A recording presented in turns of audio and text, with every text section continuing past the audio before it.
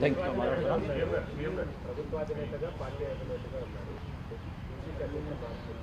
నేను ఆల్రెడీ మీ అందరికీ చెప్పినా మళ్ళీ ఒకసారి చెప్తున్నా. 2021 జూన్ 27 నాడు నన్ను పిసిసి అధ్యక్షుడిగా నియమించారు. జూలై 7 తారీఖు నాడు నేను ఛార్జ్ తీసుకున్నా.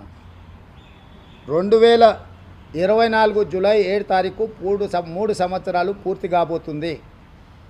ఒక్కసారి పిసిసి అధ్యక్షుడు నియామకం జరిగితే అది 3 సంవత్సరాలకు ఉంటుంది.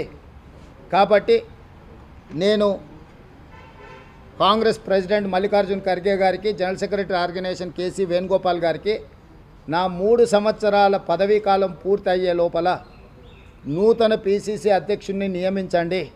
నా హయాంలో శాసనసభ ఎన్నికలు, నా హయాంలో పార్లమెంట్ ఎన్నికలు రెండింటిని నిర్వహించిన, వీలైనంత మేరకు అందరూ సహకరించారు. సరైన ఫలితాలనే ఇచ్చినామని మేము భావిస్తున్నాం. నాకు ఈ బాధ్యత నుంచి తప్పించి సమర్థవంతమైన వాళ్లకు సామాజిక న్యాయంతో పాటు కొత్త పిసిసి అధ్యక్షుని నియమించండి అని చెప్పి నేను ఆల్రెడీ అధిష్టానానికి విజ్ఞప్తి చేసిన. అధిష్టానం నిర్ణయం తీసుకోవాల్సింది, తప్పకుండా అధిష్టానం నిర్ణయం తీసుకుంటుందని నేను భావిస్తున్నాను. Thank you.